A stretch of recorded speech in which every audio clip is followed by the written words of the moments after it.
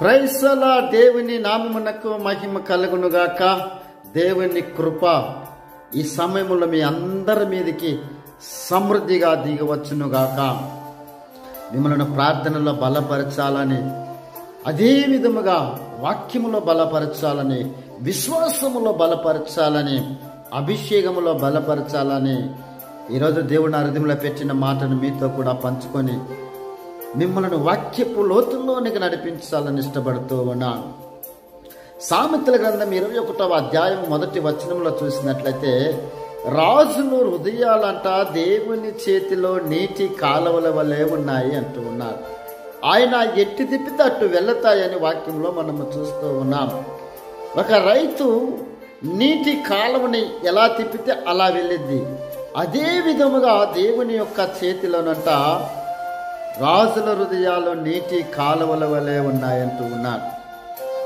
మనం చూసినట్లయితే ఎస్తేరు గ్రంథంలో చూసినట్లయితే మొర్దెకైని చూస్తాము, రాజును చూస్తాము.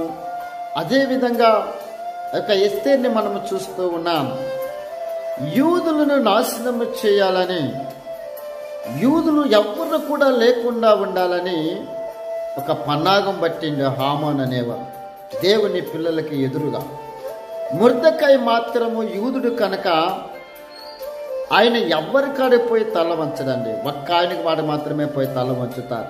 ఎవరి దగ్గరికంటే రాజుల హృదయాలను నీటి కాలువలుగా మార్చగలిగిన దేవుని యొద్దకు వెళ్ళి ఆయన ప్రార్థన చేస్తాడు.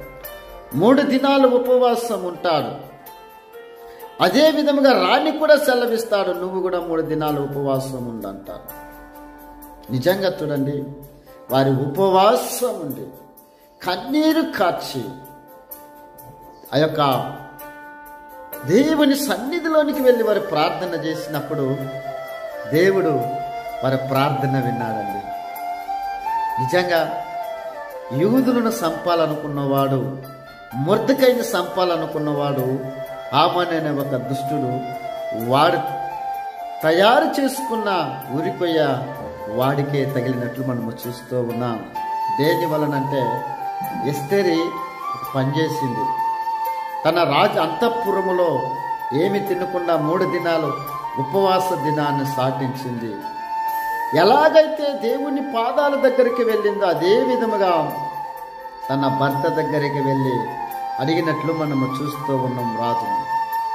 బైబిల్ అంటున్నది కదా, రాజుల యొక్క హృదయాలు నీటి కాలువల వలె దేవుడు మలచగలిగిన వాడని. ఆ యొక్క రాజు యొక్క హృదయాన్ని దేవుడు మార్చేసిందండి. వారికి వస్తున్న కీడు నుండి తప్పించి